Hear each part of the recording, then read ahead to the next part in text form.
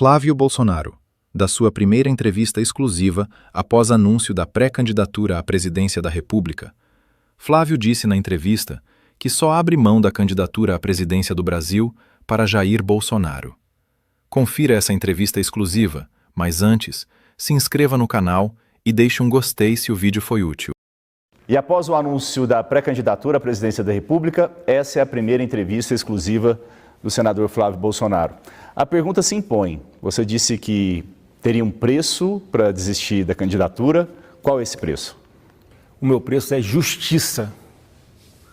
O meu preço é justiça. E não é só justiça comigo, é justiça com quase 60 milhões de brasileiros que foram sequestrados, estão dentro de um cativeiro nesse momento, junto com o presidente Jair Messias Bolsonaro.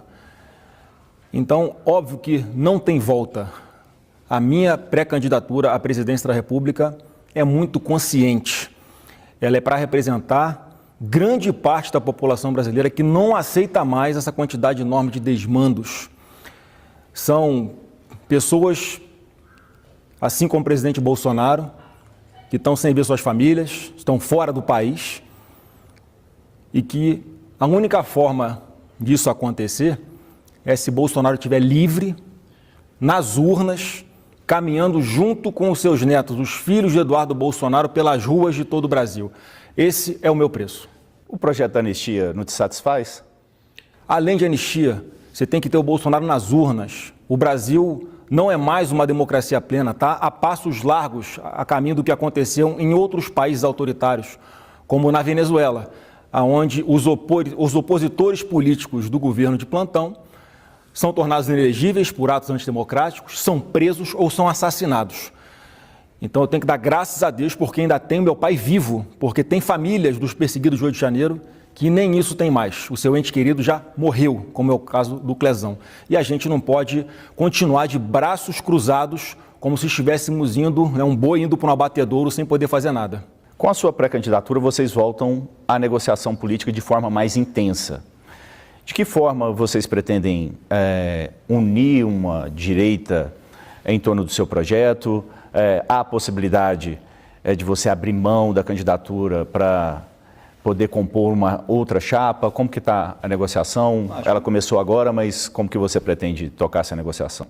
O nome Flávio Bolsonaro, como pré-candidato à presidência do Brasil, está colocado e não sai. Então agora é o momento de a gente ver quem vai querer se juntar a nós nesse projeto contra o PT, porque todos nós sabemos que o Brasil não aguenta mais 4 anos de governo do PT, com tanta corrupção, com tanta incompetência, e a gente vai colocar na mesa, com muita transparência, com quem quiser caminhar junto conosco, projetos que vão na linha de endurecimento de lei penal, de redução da maioridade penal. Não dá mais para aceitar, Nolasco, menores de idade metendo arma na cabeça de mulher para roubar a bolsa dela no meio da rua, e se aquele menor não gostar da cara dessa moça, ele dá um tiro nela e vai embora para casa, como se nada tivesse acontecido, com a certeza que ele não vai ser preso. Então vai ser um projeto muito simples. E eu digo mais, não é uma escolha sobre pessoas, se é o Flávio Bolsonaro ou se é qualquer outro.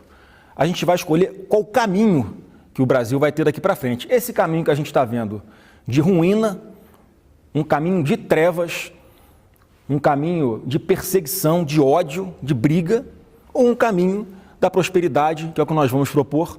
É um caminho de segurança pública de verdade, de libertar as pessoas que estão hoje vivendo sob o domínio de milícias, de traficantes, de um governo paralelo de crime organizado.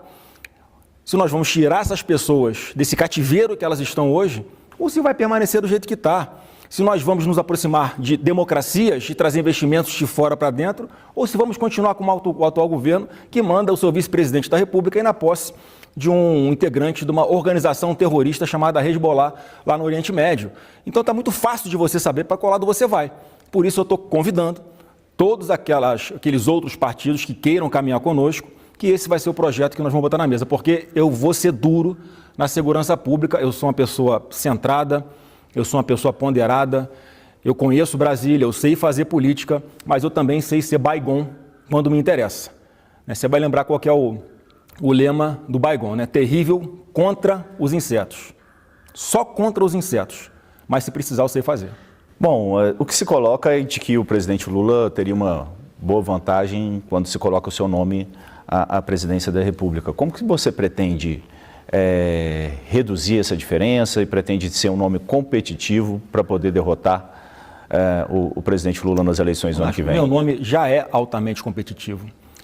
O que as pesquisas hoje, todas que tiveram até agora, foram antes do anúncio da minha pré-candidatura. Então não valem absolutamente nada, como tentaram fazer no dia de hoje, ontem e hoje, que seria uma pesquisa já considerando o lançamento da minha pré-candidatura. Então não tem nenhuma pesquisa ainda que tenha sido feita, tenha sido iniciada após o lançamento da minha pré-candidatura.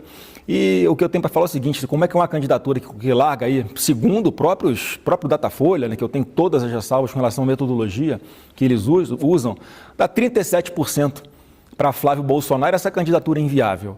O Jair Bolsonaro, na mesma época, lá em 2022, os mesmos institutos de pesquisa davam uma vantagem ainda maior de Lula sobre Jair Bolsonaro. Então a minha estratégia é trazer a verdade, que para a gente é muito simples, é mostrar a verdade com a visibilidade que nós vamos ter agora, com a colocação do meu nome como pré-candidato à presidência da República, e vamos comparar com esse governo mentiroso. Eu vou fazer de tudo, mais uma vez, eu quero ser a luz nesse processo.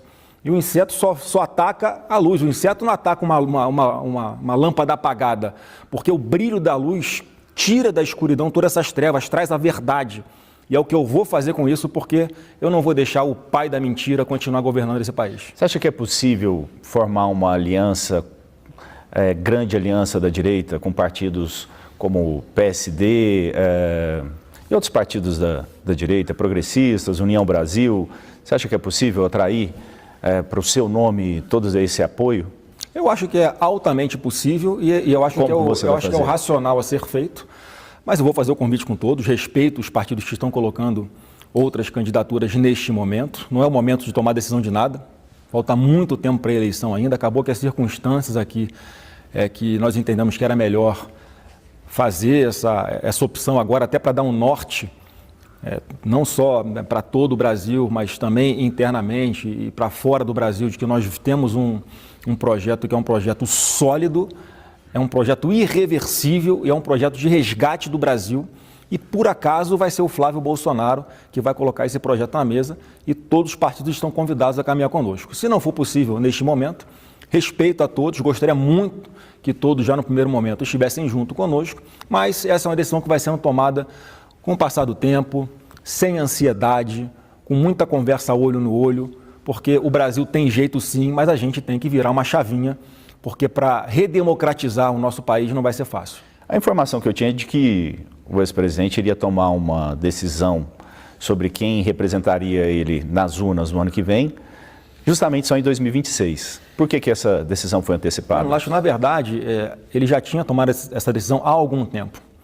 Em diversas conversas anteriores, enquanto ele estava em casa, inclusive ainda, quando ele estava ainda no gabinete, indo para o gabinete dele aqui no PL em Brasília, e a gente já vinha conversando bastante sobre isso, já era um cenário que a gente sabia que podia acontecer. Então, essa foi a quarta vez, na terça-feira, em que ele me disse que eu seria o candidato indicado por ele. Então, eu aqui, na verdade, segurei esse tempo todo, porque eu falava: pai, você tem que ter a convicção do que você está fazendo. Você tem certeza? Tem a convicção? E terça-feira ele falou: tem a convicção, é você, tem que ser agora.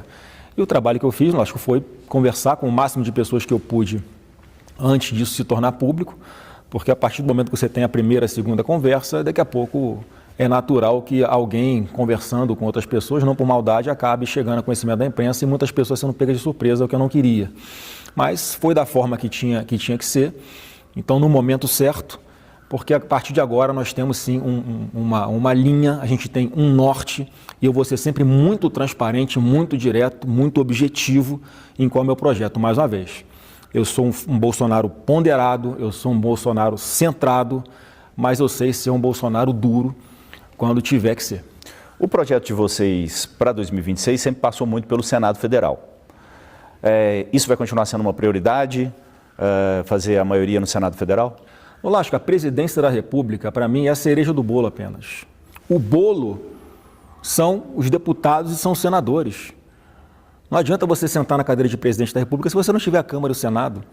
Então essa vai ser uma eleição mais do que nunca, que nós vamos insistir E isso também, eu acho que os partidos têm que começar a colocar isso na balança, se vão inicialmente querer caminhar conosco ou se vão querer lançar os seus próprios nomes. Porque nós vamos para uma campanha, eu vou para uma campanha pedindo voto para mim, se eu for escolhido pelo partido na convenção. Essa é uma formalidade que eu tenho que cumprir, eu não posso falar que eu sou candidato, eu sou um pré-candidato à presidência da República. Então a minha campanha vai ser junto com os nossos candidatos a deputado federal, deputado estadual e governadores. Nós temos mais de 15 palanques de governadores de centro-direita, que não necessariamente estão no PL e que vão ser muito importantes, não só para o nosso projeto nacional, mas também para os projetos locais que nós comecemos a andar juntos desde o início da campanha. Tarcísio de Freitas, governador de São Paulo, qual que é o papel que ele vai ter? Talvez seja um dos principais papéis nas eleições de 2026, porque São Paulo é o maior colégio eleitoral do Brasil, é o estado com maior importância em questão de PIB em geração de empregos, é uma potência, né? O orçamento de São Paulo só fica abaixo do orçamento da União. E o Tarcísio é um craque, o Tarcísio é o camisa 10 dessa seleção, desse time que nós temos. E eu confio muito que nós vamos começar a ganhar essa eleição lá em 26, a partir de São Paulo, com o Tarcísio no palanque, com a aprovação maravilhosa que ele tem, com o trabalho maravilhoso e bem avaliado que ele tem, o time dele ali qualificado, eu não tenho nenhuma dúvida que nós vamos partir de uma diferença ainda maior em relação ao PT nas eleições de 26 do que nas eleições de 2022. Então o Tarcísio é uma peça fundamental nessa engrenagem. Tive contato com ele, foi a primeira pessoa com quem eu falei antes de começar a falar para outras pessoas qual tinha sido a decisão do presidente Bolsonaro. E comigo ele foi absolutamente transparente, direto, pode contar, estamos juntos. Eu não vou ficar cobrando do Tarcísio que ele se manifeste publicamente, porque ele já falou por várias vezes que o objetivo dele é ser candidato à reeleição no governo de São Paulo. Após essa conversa, ficou pacificado que o governador vai disputar a reeleição e você a presidência da República? Como que foi essa conversa? Bom, no meu entendimento, sim. Que foi o que ele sempre falou de público e o que ele falou para mim também, em particular. E ele tem essa consciência da importância do papel dele nessas eleições. E a partir do momento que o presidente Bolsonaro tomou esta decisão, e não foi uma coisa assodada, foi muito pensado, foi muito refletido. Ele, como sempre fez, eu tenho a convicção de que ele vai seguir aí o feeling do presidente Bolsonaro, que é o mesmo feeling que levou o Tarcísio a ser governador de São Paulo, um carioca flamenguista que ninguém acreditava que tinha um perfil para ser. Ele não só se elegeu junto com o Bolsonaro, mas está dando uma aula de como governar um estado importante na nossa nação. Há uma disputa de protagonismo pelos bolsonarismo, dentro do bolsonarismo, também de protagonismo, tanto seu quanto da ex-primeira-dama Michele Bolsonaro. Como que foi a conversa com ela? Ela está satisfeita também em ter um outro papel dentro da disputa do ano que vem? Ela tinha aspirações de ser a candidata? Bom, em primeiro lugar, não tem nenhuma disputa por protagonismo dentro da família, né? Com Michele, pelo contrário, minha relação com ela sempre foi maravilhosa, talvez a melhor relação junto aos outros filhos, aos meus irmãos. Então, a minha relação com a Michele sempre foi muito transparente, muito direta, a gente conversa quando tem que conversar. E ela tem um papel fundamental no estudo também. Ela simplesmente fundou, a partir de 2019, o maior movimento político de mulheres do Brasil. Não à toa, ela é a presidente nacional do PL Mulher, aonde ela vai levando a mensagem do presidente Bolsonaro, defendendo os mesmos princípios que ele trouxe de público, e foi esse movimento que o Bolsonaro iniciou, que despertou uma direita que era envergonhada em todo o Brasil. Então, as pessoas têm orgulho de falar: eu sou de direita, eu sou conservador, eu defendo o livre mercado. E isso que a Michele faz muito bem com o público feminino. Ela fala bem, ela se coloca bem, ela tem a sua credibilidade. Eu vou contar muito com ela daqui até o dia da vitória, que nós vamos estar juntos comemorando o resgate do Brasil com Flávio Bolsonaro, se Deus quiser, eleito presidente da República. O que você tem a dizer às pessoas que, logo que o seu nome foi colocado, disseram: não, essa é uma candidatura, é um balão de ensaio? Cara, sinto que elas estão redondamente enganadas, não tem balão de ensaio. Eu não tiro o meu nome, a não ser na condição de nós termos justiça, como eu falei aqui, não só com Bolsonaro, mas com centenas, com milhares, com milhões de brasileiros que estão sofrendo, angustiados, desesperançosos, com aquela sensação de quem tem a quem recorrer, o que a gente faz agora. Então, o lançamento do meu nome vem para resgatar esse brilho, para esquentar de novo o coração do brasileiro, para eles verem que tem esperança e que eu estou dando a cara a tapa e que não tem volta. Eu só vou parar no dia da vitória, porque Deus vai abrir esse mar para a gente entoar o hino da vitória do outro lado e para libertar o Brasil desse cativeiro. Obrigado, senador, pela entrevista. Obrigado.